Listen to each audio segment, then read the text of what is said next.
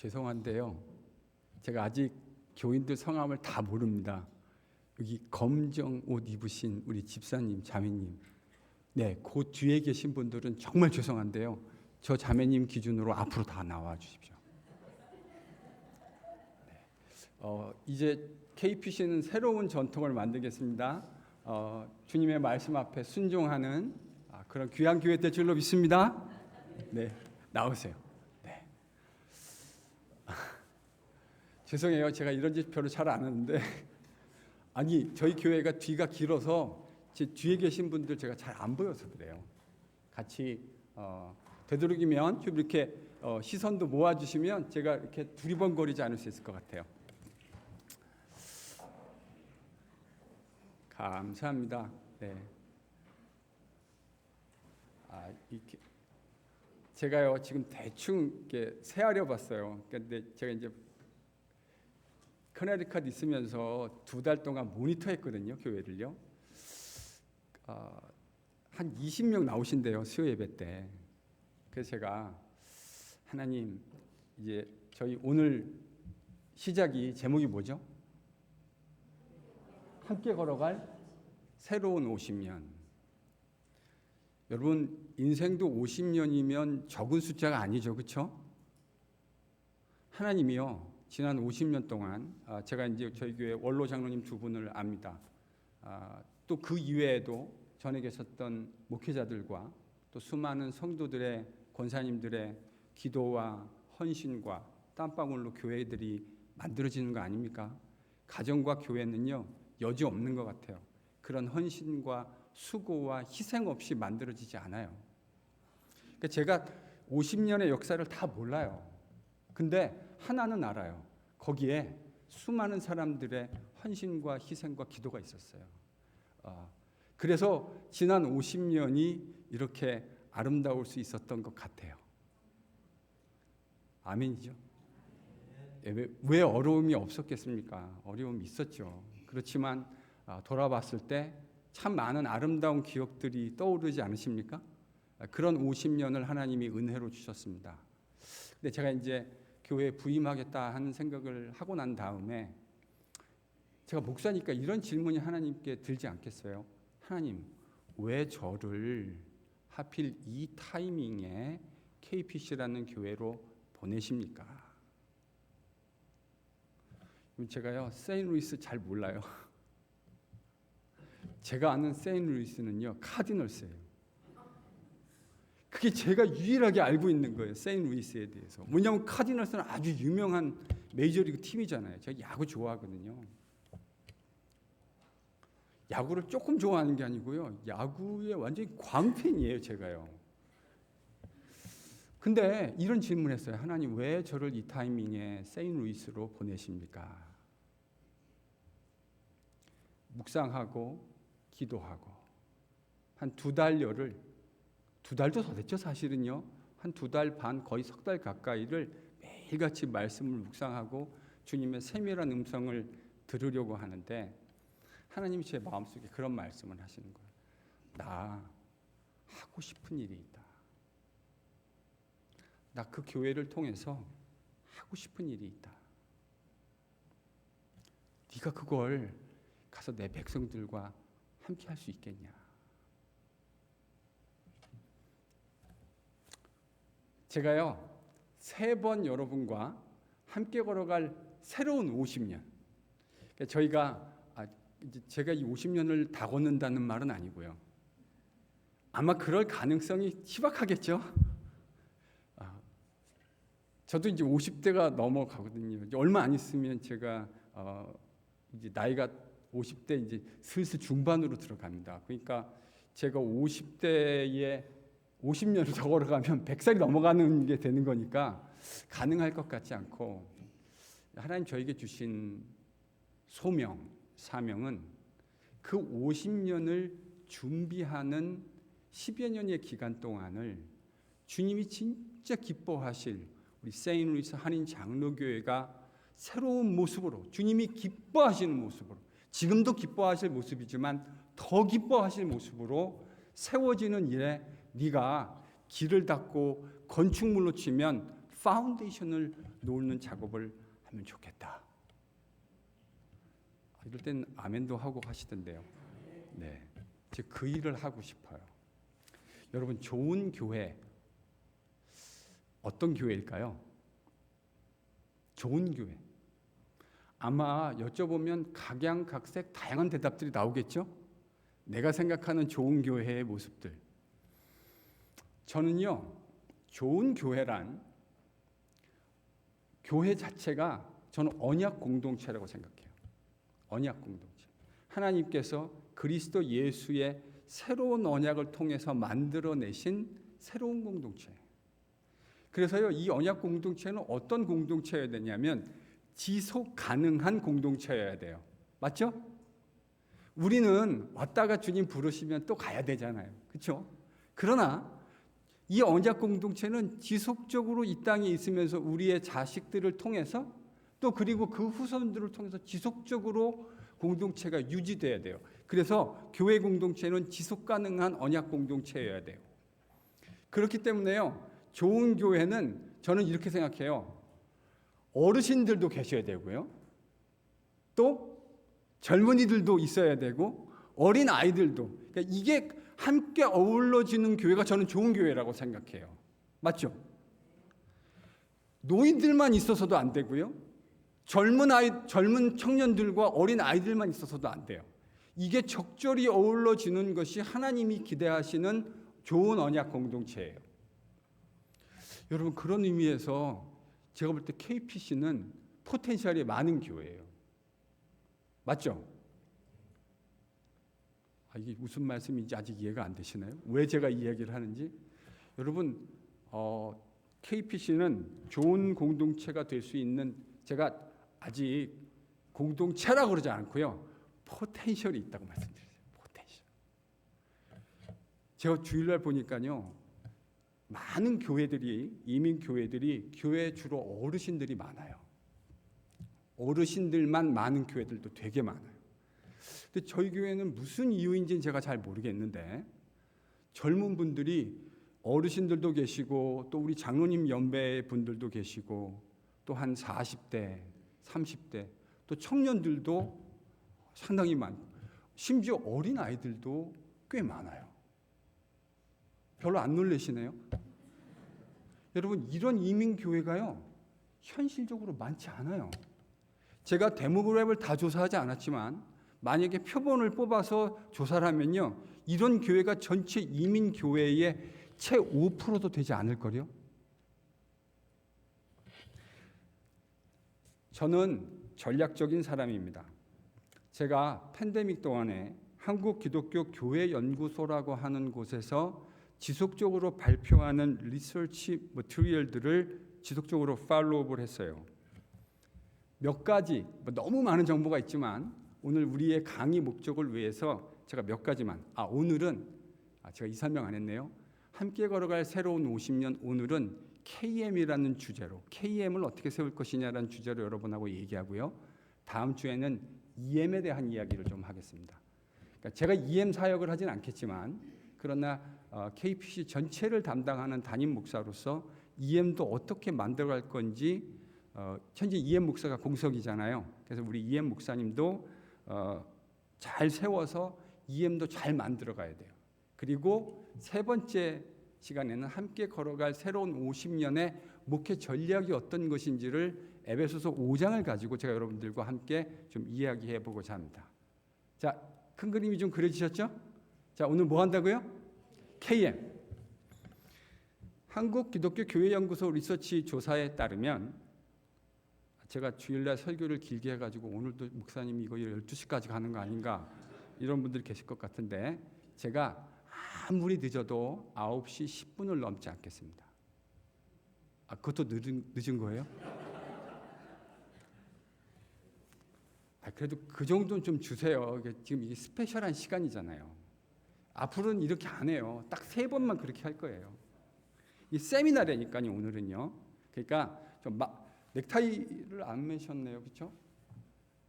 제가 사실은 몰라가지고 이 가다마이를 입고 왔는데, 이거 뭐라 그러죠? 이거 벗어도 괜찮아요? 괜찮죠? 네, 감사합니다. 제가 더 죽겠어요. 훨씬 살 것 같네요. 이 리서치 연구조사에 따르면요, 주일학교가 없는 한국과 이민교회가 50%가 넘습니다. 주일학교가 한 명도 존재하지 않는 교회가 이미 50%를 넘어섰어요. 제가 오늘 박태진 목사님의 친구 목사님, 이 근처에서 멀지 않은 곳에 PCA 교회가 또 하나 있더라고요. 맞죠? 근데 그 목사님이 그러세요. 그 교회 주일학교가 한 명도 없답니다. 주일학교 학생이 한 명도 없는. 그러니까 벌써요, 이 이야기가 남의 이야기가 아니에요. 세인루이스, 전 모르겠어요. 저희 교회는 아이들이 보니까 주일날 저 밑에 막 벅적벅적 되거든요. 이건요, 요즘 잘 일어나지 않는 일이에요. 하나님 왜 이렇게 우리에게 하시는지 잘 모르겠어요. 제가 한국에 있을 때 신학교 선생하던 시절에요, 협동 목사를 했어요. 그 교회는 작년이 대략 한 1,700명 정도 교회에 출석합니다. 근데 한국은 주일날 오후 예배 있잖아요. 근데 이제 거기에 부목사들이 돌아가면서 이렇게 설교를 합니다. 근데 한 300여 명 정도가 출석을 하세요. 그러니까 1,700명 중에 오후 예배에 300명 정도가 출석하시는데, 저도 가끔 이제 거기 설교하거든요. 쓰면요, 그냥 머리가 다 하얘세요. 그냥 정말로 제가 그 과장 하나도 안 보태고요, 그냥 하얘다가 가끔 검정 머리가 보여요. 이게 지금 조국 교회의 현실이에요. 제가 30대 목사일 때요, 이런 일들이 일어날 거라는 예측들이 막 난무했어요. 근데 제가 지금 50대 목사가 됐거든요. 근데 현실이 됐어요. 제가 가르쳤던 청년부를 지도하는 목사가 한 명 있는데, 목동에서 2,000명이 넘는 교회에서 청년부들을 지도하고 있습니다. 그런데 청년이 100명 모인대요. 그 교회가 목동에서 청년부 사역이 아주 활발하게 잘 되는 교회라는 레퓨테이션을 가지고 있는 교회입니다. 2,000명이 넘는 성도가 있는데 청년 100명이 모이는 게 아주 사역이 잘 되고 있는 교회예요.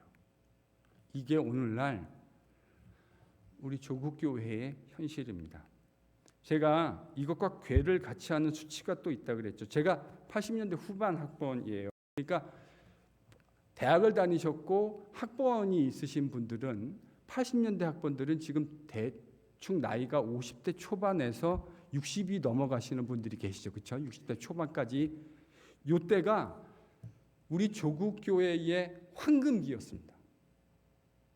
1200만이라는 성도를 가지고 있었다고 이야기했던 조국교회의 황금기. 제가 주일날 그랬잖아요. 캠퍼스별로 좀 다르긴 하지만 많은 데는 몇 프로가 기독교인이었다고요? 40%가요. 40%. 여러분, 이건 놀라운 수치입니다. 캠퍼스를 다녔는데 대학 캠퍼스에 10명에 4명이 크리스찬이었어요. 이건 어마어마한 수치예요. 제가 전체 조사를 안 해봐서 잘 모르겠지만 세계 기독교 역사에 이런 축복을 받은 교회가 그 유래를 찾기 어려워요. 하나님이 우리에게 그런 어마어마한 축복을 주셨던 거예요. 그런데 지금은 캠퍼스의 몇 프로가 크리스찬이라고요? 제가 말씀드렸잖아요, 지난주에. 캠퍼스 사역을 제가 대학생 때부터 이미 캠퍼스 사역을 하셨던 한국 캠퍼스 사역의 그분은 거의 제가 볼 땐 대부격입니다. 근데 그 목사님 말씀으로는 한 3% 정도. 그러니까요, 10분의 1도 안 되는 숫자가 돼버린 거예요. 불과 딱 30년 만에. 여러분, 이런 일들이 일어나는 핵심적인 이유가 뭘까요? 이게요, 젊은 층으로 내려가면 내려갈수록 더 심각해집니다. 왜 그럴까요? 여러분 이거는 오늘은 설교가 아니고 세미나니까 좀 이야기를 해주셔도 괜찮아요? 여러분 의견을 좀 들어보시고 왜 그럴까요? 왜 젊은 사람들이 이렇게 교회 안 올까요?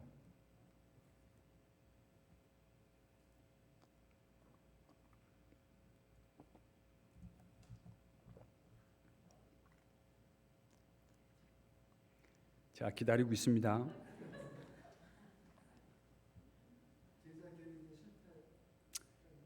장로님 저랑 이야기를 나누셔가지고 이제 정답을 딱 찌르셨는데요. 예, 좋아요, 맞아요. 결국 이제 그렇게 가야 되는데요. 제가 볼 때 오늘날 조국 교회랑 이민 교회가 젊은 사람들에게 별로 매력적이지 않을 것 같아요. 아니 여러분, 우리가 교회 가는 거 교회에 뭔가 매력적인 게 있어서 가는 거잖아요. 사실은요. 뭔가 갈만한 그런 매력이 있어야 교회를 가게 되는 거잖아요. 갔는데 구태연하고 왜 저럴까? 이러면 교회 가고 싶을까요? 안 가고 싶죠. 우리가 음식점을 가더라도요. 음식이 맛있어야 거기 또 가는 거 아닙니까? 갔는데 야 김치찌개 끓였는데 내가 끓여도 이거보다 잘 끓이겠다. 그러면 거기 가겠습니까? 안 가겠습니까? 안 가죠. 정신이 나가지 않고 거기 가는 사람이 이상한 사람인 거죠. 저는 오늘날 교회가 젊은이들의 눈에 그다지 매력적이지 않을 거라고 생각합니다. 사실은 교회가 매력적이지 않게 되는 데는 이유가 있어요. 음식점은 뭐가 좋아야 가는 거죠?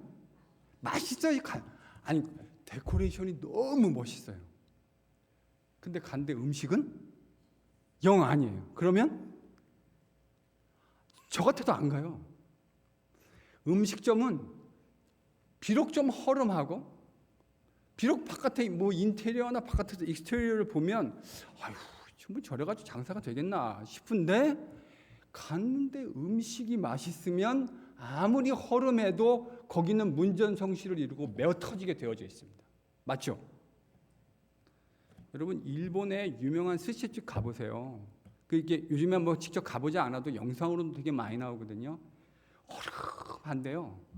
거기 점심 한번 먹겠다고 1시간 반, 2시간씩 줄을 섭니다. 왜냐하면 매력이 있기 때문입니다. 저는 오늘날 교회가 젊은이들에게 별로 매력적이지 않을 것 같아요. 근데요, 이런 상황에서 우리가 지금 지난 3년 동안 뭐를 경험했죠? 팬데믹. 그동안에는 안 가면 이게 그런 거 있잖아요.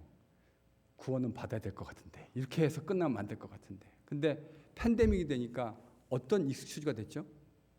교회를 안 가는 거에 대한 퍼펙트한 익스큐즈를 만들어졌어요. 그래서 저희 교회도 전 뭐 모르겠지만 그 전에는 그래도 나왔다가 이 팬데믹 이후로 안 보이시는 분들이 계시죠. 여러 가지 이유로. 저는 앞으로요 팬데믹 이후에 이민교회는 2가지 교회로 양분될 거라고 생각합니다. 젊은 층에게 어필할 수 있는 교회와 그러니까 기존의 신앙생활 우리 장로님 권사님들 때 여기 이 정도 수요 예배 정도에 나올 집사님들 이 정도면 그래도 기본적으로 신앙은 좀 있으신 분들인 거잖아요. 그렇죠? 아닙니까? 그래도 우리 교회 KPC 전체 구성원 가운데 여기 지금 앉아 계신 분들은 섬기고 나름대로 교회를 주님의 아름다운 모습으로 세우고 싶은 열망들이 있는 분들이라고 저는 생각하거든요. 근데요, 앞으로 이민교회는 딱 2부류로 훨씬 더 많은 어필하지 못하는 교회와 소수의 어필하는 교회로 나누어질 겁니다. 이건요, 여러분 거의 예언 수준입니다. 진짜 그렇게 될 거예요. 그렇게 되나 안 되나 한번 보세요.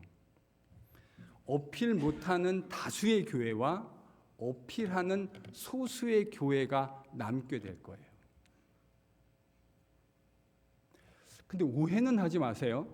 제가 지금 하는 이야기가 젊은 사람들에게 비위 맞추고 그들이 하자는 대로 다 이렇게 해주자 이런 우하는 교회를 만들자 이런 의도가 추호도 아니에요. 그러면 어떤 교회를 우리가 만들어야 되는가? 음식점은 뭐가 있어야 된다고요? 맛이 있어야 돼요. 교회는요, 그렇게 맛을 내는 사람들이 있어야 돼요. 그래야 교회가 되는 거예요. 여러분, 교회는 세상에 있는 여러 클럽들이 아니잖아요.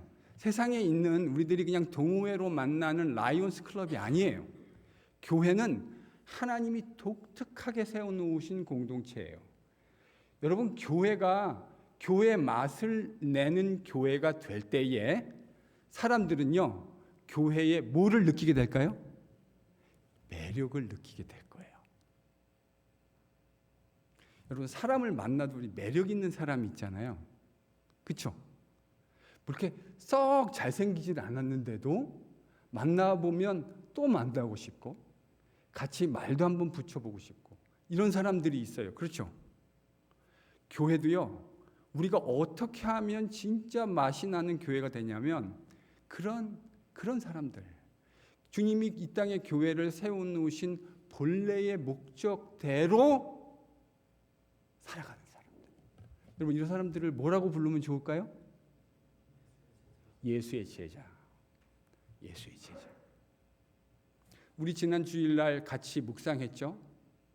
예레미야 당시에 얼마나 참혹한 일들이 일어나고 있었는가. 하나님께 예배하러 가는 백성들, 하나님께 그 비싼 재물을 가지고 제사를 드리고 예배하러 갔던 사람들을 하나님이 심판하시겠다. 그들은 뭐라고 착각하고 있었죠? 자신들이요? 대답을 해주셔야. 그들은 뭐라고 착각하고 있었습니까? 자기는 구원받는 하나님 백성이라고 착각하고 있었어요.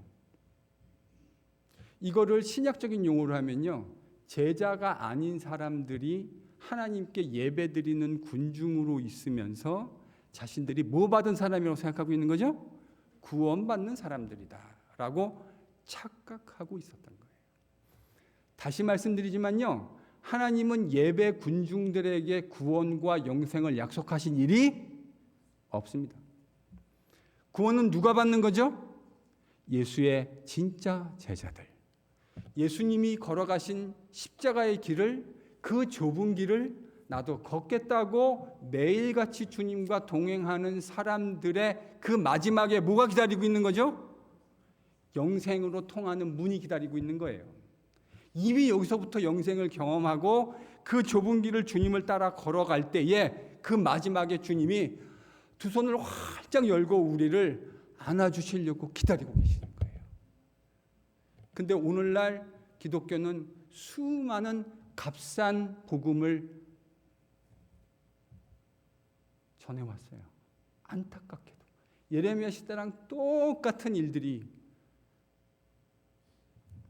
제자가 아닌 사람에게 헛된 구원의 약속들을 남발하고요, 강단에서 예수님을 쫓아서 살지 않는 사람에게도 당신이 예수를 믿기만 하면 구원을 받을 것이라고 하는 거짓 약속들을 남발해 왔어요.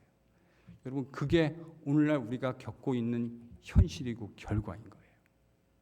그러니까 다시 뭘 해야 될까요? 다시 맛이 나는 교회로 만들려면 뭘 해야 되는 거죠?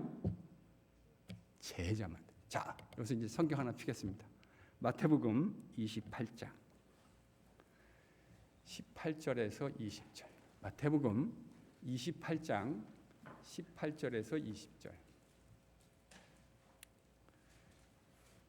이거를 혹시 못 외우시는 분들이 계시면요, 이참에 암송을 좀 하십시오. 기독교인이면 이 정도는 암송을 저는 해야 된다고 생각해요. 자, 마태복음 28장 18절에서 20절 찾으셨어요? 자, 한 목소리로 같이 읽습니다. 시작.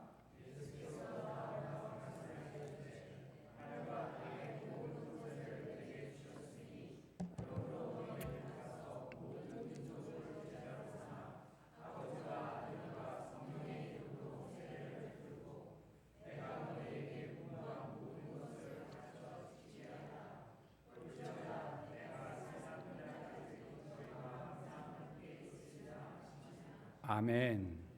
여러분, 이게 예수님이 마지막으로 이 땅에서 그분과 함께 갈릴리를 걷고 3년여 공생애 동안 함께 동고동락하고 주님의 말씀을 배웠던 제자들에게 하셨던 말씀입니다. 그래서 이걸 뭐라고 부르죠? 대위임 혹은 지상명령, 영어로는 The Great Commission. 주님이 제자들에게 위탁하신, 부탁하신, 명령하신 내용입니다. 자, 그럼요, 주님의 이 명령을 보면 이 명령문이 4가지가 나와요. 그렇죠? 그 주님의 명령을 같이 저희들이 한번 짚어볼까요? 첫 번째 명령은 뭡니까? 가라! 가라! 두 번째는요? 제자 삼아라. 세 번째는요? 세례를 줘라. 네 번째는요? 가르쳐 지키게 하라.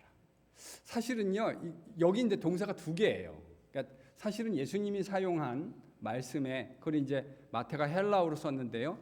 뭐 예수님이 헬라어로 말씀하셨는지 아람어로 말씀하셨는지 잘 모르겠지만 어쨌든 동사는 5개예요. 가라, 제자 삼아라, 세례 줘라, 가르쳐라, 지키게 하라. 근데 가르쳐 지키게 하라는 영어처럼 부정사로 연결됐어요. Instruct them to keep my word. 그러니까 내 말씀을 지키도록 뭐 하라고요? 가르쳐라. 가서 자, 하나하나 짚어볼까요? 우리가 이 명령 잘 지키고 있는 것 같습니까? 가라. 대답해 보세요. 잘 가요? 잘 안 가는 것 같아요. 아예 안 간다고 할 수는 없지만 주님이 말씀하시는 것만큼 기대치만큼 잘 가는 것 같지 않아요. 그리고요, 제자 삼아라. 우리가 전혀 관심 없다고야 말할 수 없겠지만 여전히 주님이 말씀하시는 것만큼 잘하고 있는 것 같지는 않아요. 세례를 줘라. 가서 제자를 삼아야 세례를 줄 수 있는데, 그러니까 여러분, 저희 교회에서 유아 세례 말고 마지막으로 성인이나 어른들 적어도 유스그룹 이상 세례를 준 게 언제입니까? 네? 올해 있었어요? 와, 그래도 진짜 저는 그 말을 들어서 정말 다행이에요. 그러면 지난 5년을 반추해 보았을 때 한 해 몇 명에게 세례 주었습니까?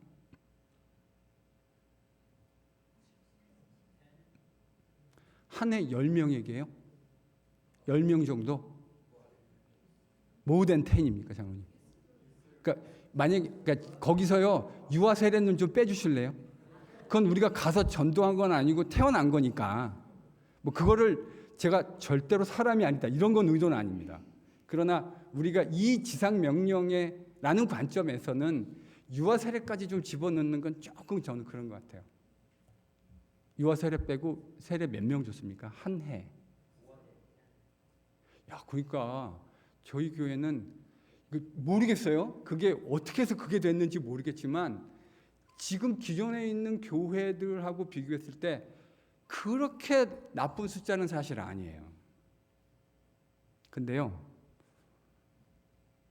10년이 지나도 성인에게 세례 1명 못 주는 교회가 태반입니다. 10년이 지나도. 이건 우리가 주님의 말씀에 충분히 순종하고 있지 못하는 반증입니다. 그리고 이제 제가 이렇게 된 데에 가장 핵심적인 원인이 저는 이 마지막 구절에 있다고 생각해요. 뭐죠? 가르쳐 지키게 하라.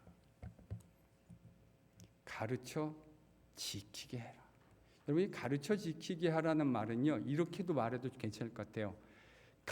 지키도록 가르쳐라. 지키도록 가르쳐라. 근데 여러분, 우리 한국 민족은 교육에 관한 한 세계에서 둘째가라면 서러운 사람들이잖아요. 그래도 벌써 딱 어디 이민 가고 이사 가면은 제일 먼저 보는 게 뭐부터 보세요?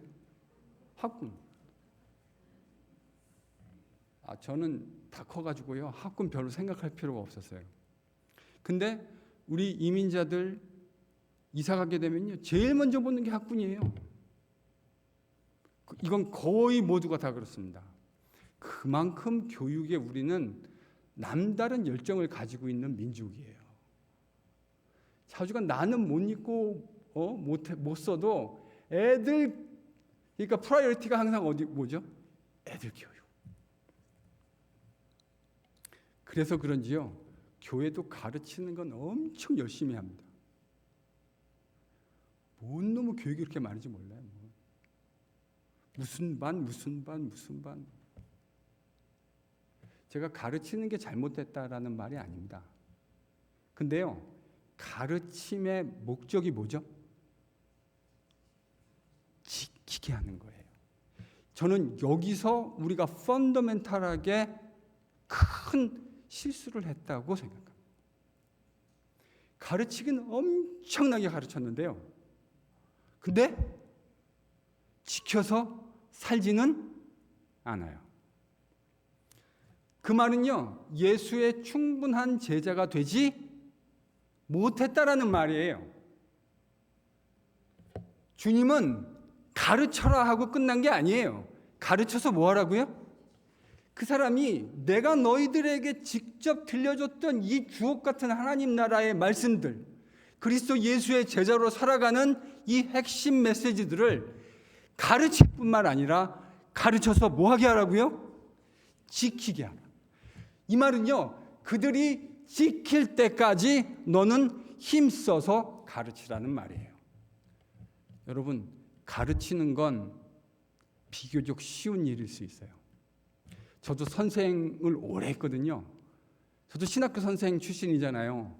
그래서 저요, 비교적 가르치는 건 저한테 컴포러블한 거예요. 저 편한 거예요. 그런데 뭐는 어렵냐면 그 사람이 그것을 지킬 때까지 가르치는 건 피가 마르는 일이고 온갖 진액을 다 쏟아부어야 되는 일이에요. 그러니까 이거를 목사들이 좋아할까요? 싫어할까요? 대답해 보세요. 목사도 사람이에요. 편한 게 좋은 거예요. 근데 여러분 아시죠? 편한 게 늘 좋지 않아요. 편한 거는 일순간은 좋은데요. Eventually, further down the road, 멀리 바라보면 좋지 않아요. 여러분 운동 안 하시면 나중에 힘든 상황을 맞이하게 되는 거랑 똑같은 거죠. 그래서 우리가 해야 되는 건 뭐 해야 된다고요? 가르쳐 지키게 하라. 이 말을 다른 말로 바꾸면요, 지킬 때까지. 저 사람이 정말로 주님의 말씀을 지켜서 그 말씀대로 지키며 주님의 세계관으로 세상을 바라보고 주님이 생각하시는 것처럼 세상을 생각하고 주님이 말씀하시는 것처럼 말씀하고 주님이 행동하는 것처럼 행동할 수 있게 될 때까지 뭐 하라고요? 가르쳐야 됩니다. 자, 그러면 이제 우리가 뭐 해야 되는지가 선명하게 보이시죠? 대답해 보세요. 우리 뭐 해야 됩니까? 제자 되어야 합니다. 가르쳐서 지킬 수 있을 때까지. 여기서 아이고, 내가 장로인데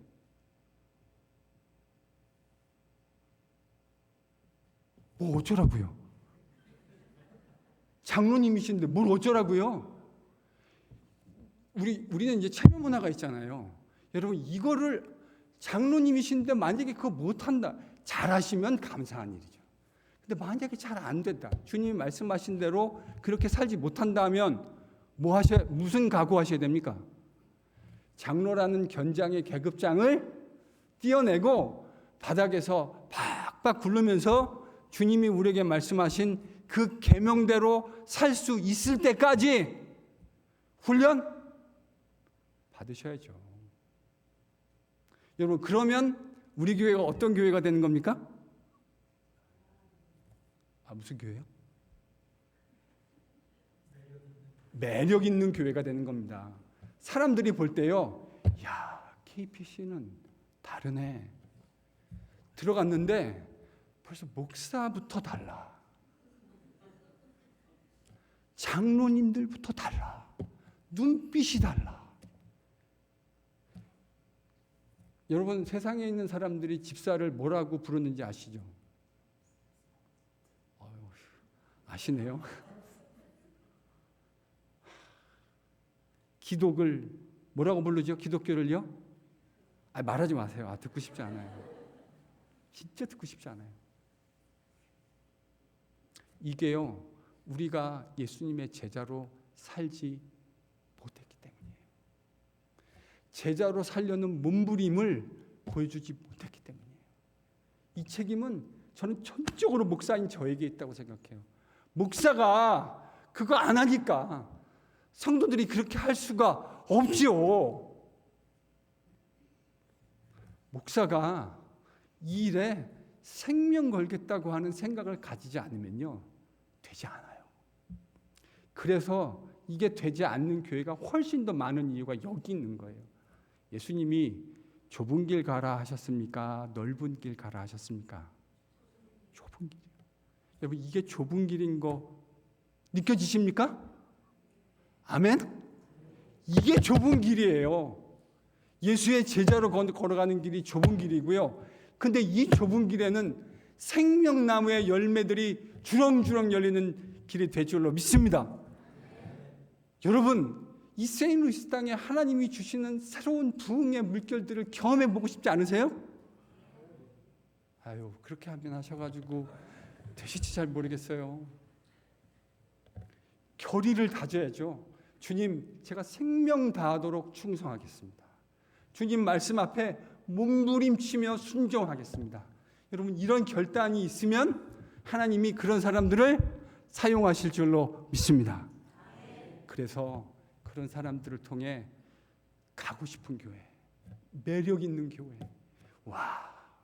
KPC 목사는, 여러분, 제가 좀 다리가 약하잖아요. 보셨잖아요. 제가 좀 약해요. 저래가지고 목회하겠나 그러신 분들도 계실 수 있어요. 제가 이해가 돼요. 근데 저 다리는 약한데 저 목사 매력 있어. 반응을 안 해주시네. 저는요, 딴 데 매력 있다고 생각하지 않아요. 우리 예수 제자의 매력은요, 예수님 닮아가려고 하는 거기에서 매력이 나오는 거예요. 그렇죠? 별로 잘생기고 이쁘게 생기지 않아도 상관없어요. 그런데 예수님 닮으려고 몸부림치고 주님의 모습을 담아내려고 노력하는 바로 거기에서요, 그 사람이 진정한 아름다움들이 막 솟구쳐 나오는 거예요. 그게 매력이에요. 그럴 때 교회는 진짜 교회다운 모습이 될 줄로 믿습니다. 할 말이 너무 많은데요. 그래서 우리가 뭘 해야 되냐면 제자 만드는 교회 되어야 합니다. 그동안에 팬데믹 때문에 잘 쉬셨죠? 잘 쉬셨잖아요. 이제 좀 그만 쉬어도 괜찮겠죠? 이제 다시금 신발끈도 좀 매고 허리띠도 꽉 조여 매고 주님이 걸어오라 하시는 그 십자가의 길, 예수의 제자 길 좀 걸어가도 괜찮지 않을까요? 달려갈 때가 됐죠? 제 주일날 했잖아요. Hang on tight. 잘 매세요. 안전벨트 잘 매시고요. 신발끈도 조이시고, 자, 제가 달려가자고 하면 우리 함께 신나게 예수의 제자가 되는 훈련들을 함께 나가며 달려갈 줄로 믿습니다. 이거 되면요, KPC는 주님이 사용하시는 아름다운 교회가 될 줄로 믿습니다. 이게 교회를 교회답게 만드는 비결이에요. 성경 공부하는 거 좋은 일이에요. 그런데 그게 지키는 것과 연관되지 않으면 제가 볼 때 그게 무슨 유익이 있겠습니까?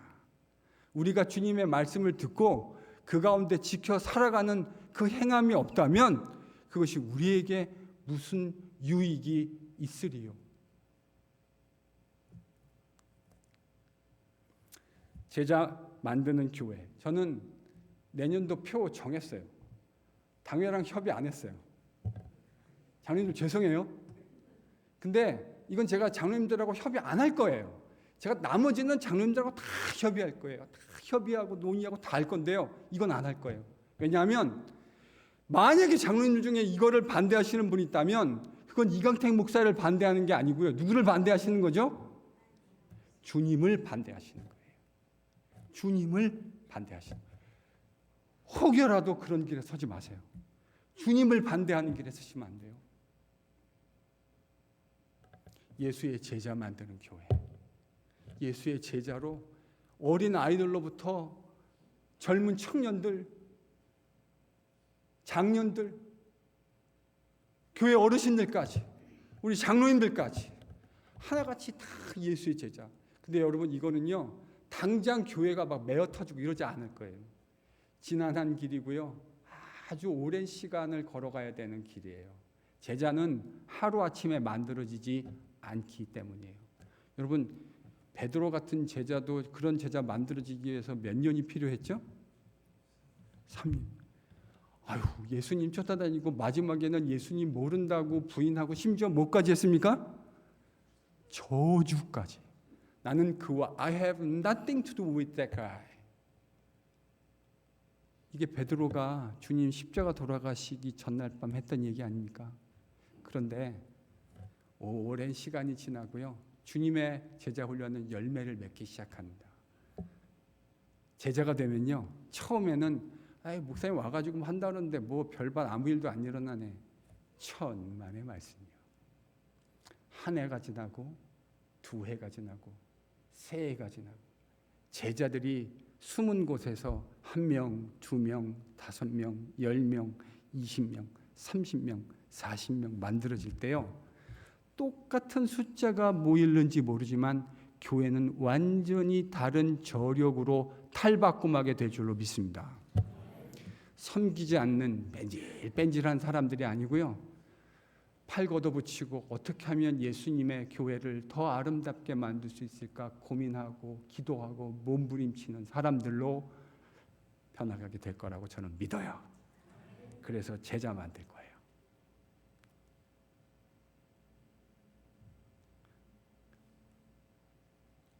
오늘 강의 다 했습니다. 질문하세요. 질문 있으면 질문하세요. 10분 동안 질문 받을게요.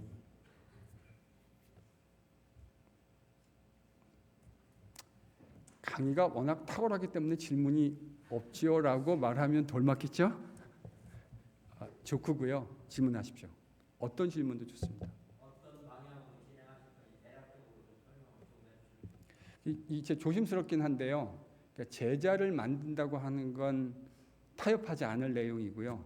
어떻게 할 거냐라고 하는 문제에 있어서는 조금은 제가 교회의 문맥을 더 면밀히 보는 것이 필요하겠다 하는 생각을 하고 있습니다. 그래서 제가 현실적으로 해야 될 사역의 그 레인지가 있기 때문에 한 해에 2팀 정도를 제자 훈련을 현실적으로 할 수 있지 않을까 그렇게 생각하고 있어요.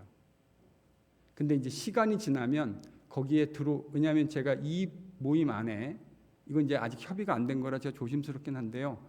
결국 제가 이제 다음 주에 이걸 어떻게 해야 될 것인가에 대한 하우투에 대한 이야기를 여러분과 하게 될 겁니다. 에베소서를 가지고요. 어떻게 할 거냐. 근데 이거는 저는 우리 주님이 가르쳐 주신 개인 플랜이 있다고 생각해요. 이거를 만드는 과정, 제자를 만드는 과정에 주님 가르쳐 주신 그 개인 플랜을 따라서 해나갈 계획이에요. 그래서 그 질문은 장로님 2주를 좀 기다려 주시면 조금 더 명확하게 되지 않을까 그렇게 생각합니다. 네.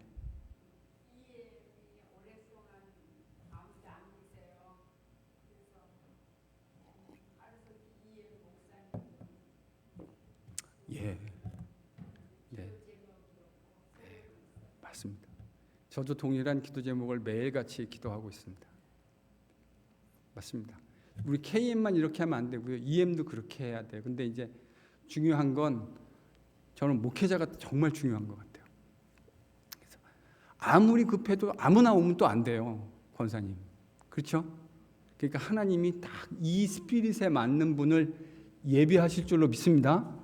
비록 준비가 덜 됐다 하더라도 담임 목사의 리더십 안에서 그렇게 함께 빚어져가고 만들어가는 EM 목사 저희들이 이렇게 여러분 기도해 주시면 매 기도 시간마다 기도해 주시면 정말 감사하겠습니다. 명심하겠습니다.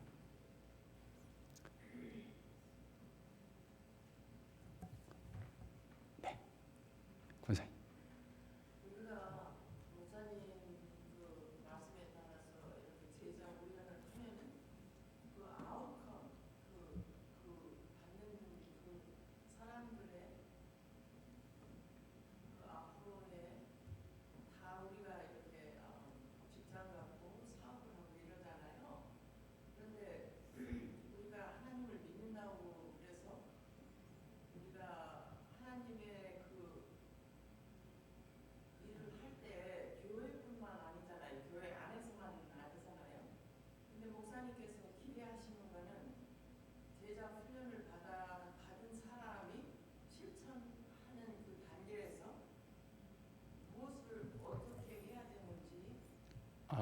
예. 지금 세이모스의 교회도 아니고 거의 10개 이상의 되는 걸로 알고 그러는데 그 제자 훈련을 받은 사람의 해야 될 일, 예. 목사님은 거기에 대해서 어떻게? 예, 그 질문은 권사님 너무 중요한 질문이시고 제가 짧게 대답하면 제가 생각하는 제자라는 건 교회 안에서만 워킹하는 제자가 아닙니다. 교회에선 당연히 워킹해야 되고 교회 바깥에서도 제자로 살아가는 사람인데요. 이 이야기는 제가 2주 후에 사실은 더 자세하게 하게 됩니다. 그러니까 이제 이 질문이 너무 당연하니까 권사님이 지금 방향을 잘 잡으신 거죠. 도대체 그럼 제자를 만든다는 건 그 제자는 어떤 제자인 거냐라는 질문이신 거잖아요. 그 질문은 권사님 2주를 기다려 주실래요? 제가 2주 후에 그거에 대한 길고 자세한 답을 드리게 될 겁니다. 네.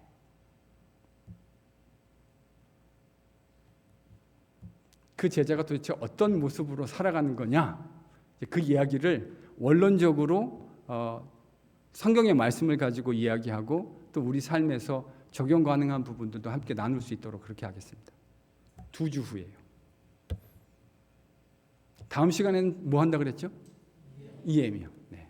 이 컨셉을 가지고 EM과 어떻게 해야 되느냐라는 아주 구체적인 제 계획이 좀 있어요.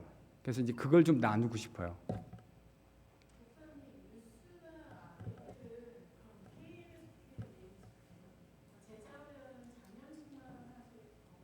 일단은 그 좋은 질문인데요.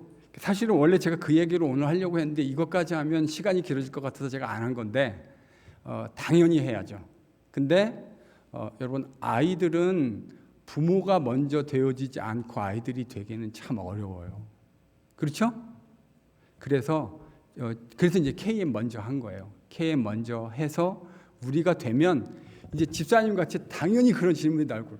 목사님, 우리는 제자가 되는데 저 애들은 어떻게 할 겁니까? 이 질문이 당연히 나오겠죠. 우리가 애들을 얼마나 애지중지하게 생각하는데, 그렇죠?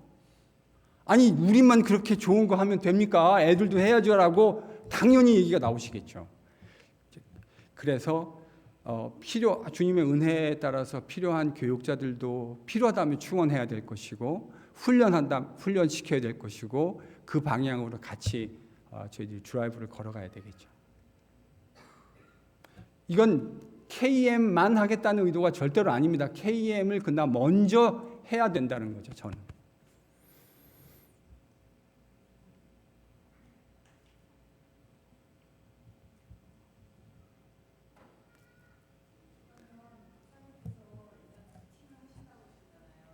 잘 안 들려요. 좀 크게 말씀해 주실래요?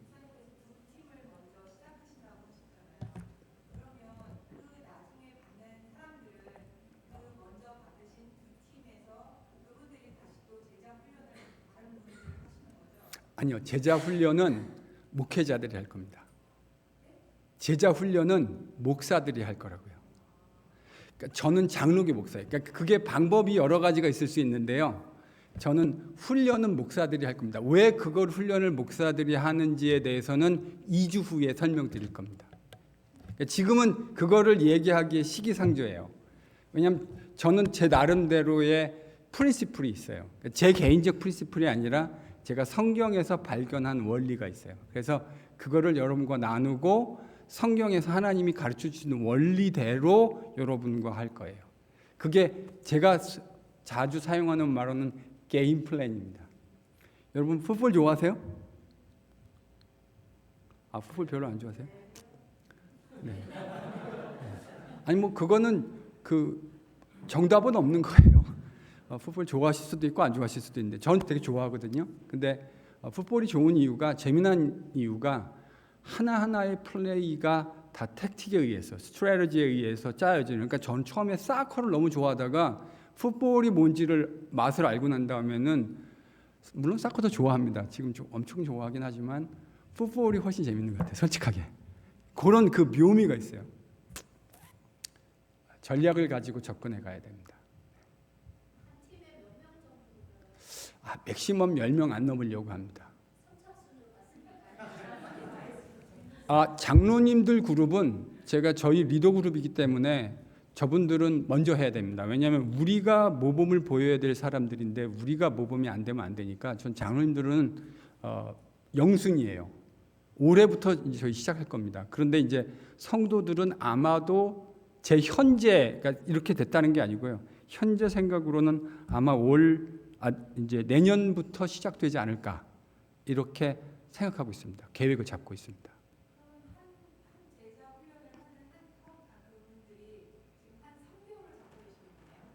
3개월의 제자 훈련이 될까요?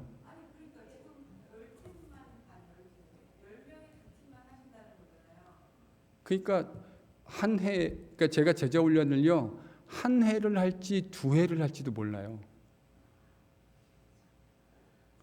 아니 아까 베드로 3년 쫓아다니는데 제자 안 됐잖아요. 그러니까 제가 아까 기준 제시했어요. 그 제자훈련 여러분이 알고 계신 그 교재 한 권 띄는 거 제자훈련이라는 말이 아니에요. 그건 완전히 오해하신 거예요. 뭐 한다고요?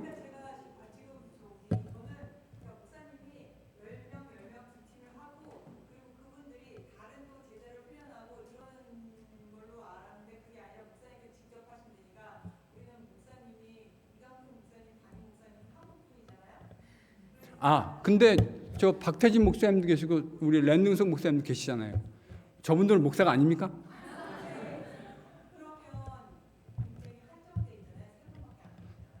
집사님, 우리는 하루살이가 아닙니다.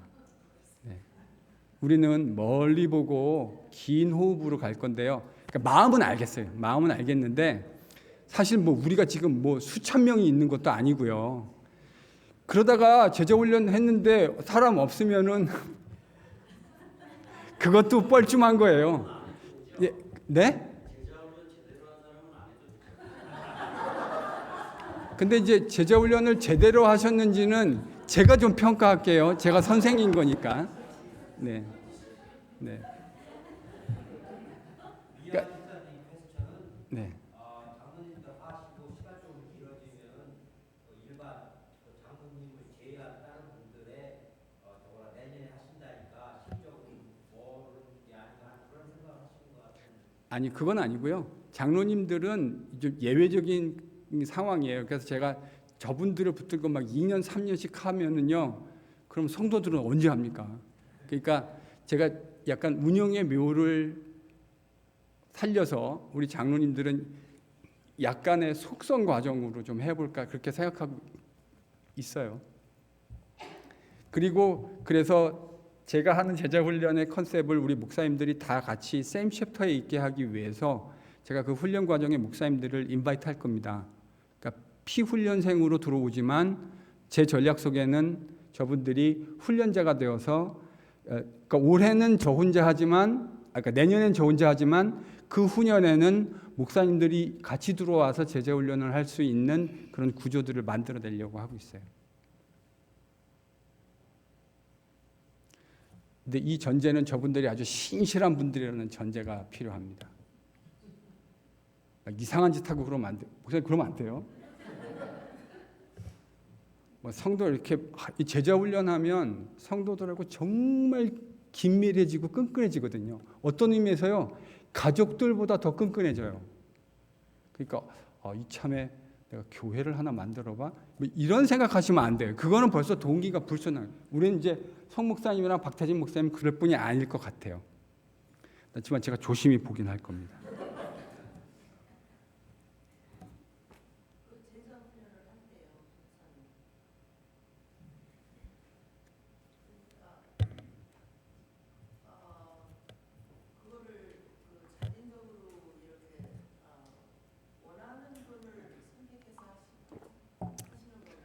아니요, 방법은 여러 가지가 있는데요.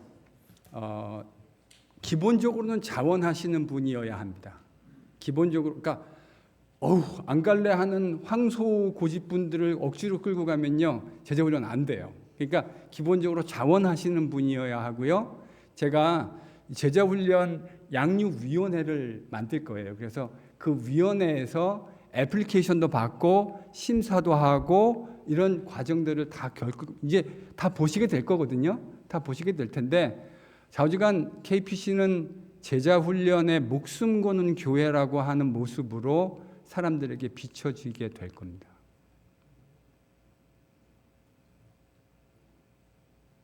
전 진짜 여기다 목숨 걸었습니다. 여러분 어떤 사람이 제일 무서운 사람인지 아시죠? 잃을 게 없고 목숨 거는 사람은 겁나는 게 없어요. 그리고 이게 왜 무섭냐면요. 주님이 주신 확신, 흔들릴 수 없는 확신을 가지고 있기 때문이에요. 그래서 컴프로마이즈 없습니다. 이거는 끝까지 밀고 갈 거고요. 이게 성공하면 KPC는 세인트루이스를 뒤집어 놓는 교회가 될 겁니다. 아멘? 세인트루이스의 영적인 지형을 바꿔놓는 교회가 될 줄로 믿습니다. 에이, 그렇게 아멘 해줘가지고는 안 돼요. 세인트루이스의 영적 지형을 바꿔놓는 교회가 될 줄로 믿습니다. 진짜 그럴 겁니다. 저는요, 사실 이런 것 막 생각하면 막 설레이면요 잠이 안 와요. 우리 서로 지금 가슴이 두근두근 하고 있는 거군요. 제자 훈련을 받을 때는 너무 수가 많아서 한개 열리면 그 다음에 열리면 20명밖에 안 되잖아요. 근데 들어갈 수 있을까요? 기도하세요 하나님께. 네. 하나님, 저는 이번 참에 1기로 무조건 들어가야 됩니다라고 하나님께 간절히 기도해 보세요. 그러면 하나님이 저보다 높으시거든요. 그럼 저분이 뭐라고 저한테 하시겠죠? 제가 딴 사람 말은 안 들어도 하나님 말은 잘 듣습니다. 그렇게 감동하시면 1기에 받아들이. 우리 장로님들은 이렇게 어려운 동안에 너무 많은 수고들을 하셨잖아요. 그러니까 저분들은 제가 특별 대접을 해드릴 거예요. 왜냐하면 이 교회 리더기 때문에. 그래서 장로님들은 예외적으로 애플리케이션도 없고 무조건 그냥 맨데터리로 영순위로 하시는 거고, 그 다음부터는 이제 애플리케이션도 받고 주변에 있는 추천도 받고, 남편은 아내의 추천도 받아야 되고요. 아내는 남편의 추천도 받아야 돼요. 왜냐하면 제자훈련의 그 선서 중에 있어요. 제자훈련 받는 동안은 아프지도 죽지도 않겠습니다.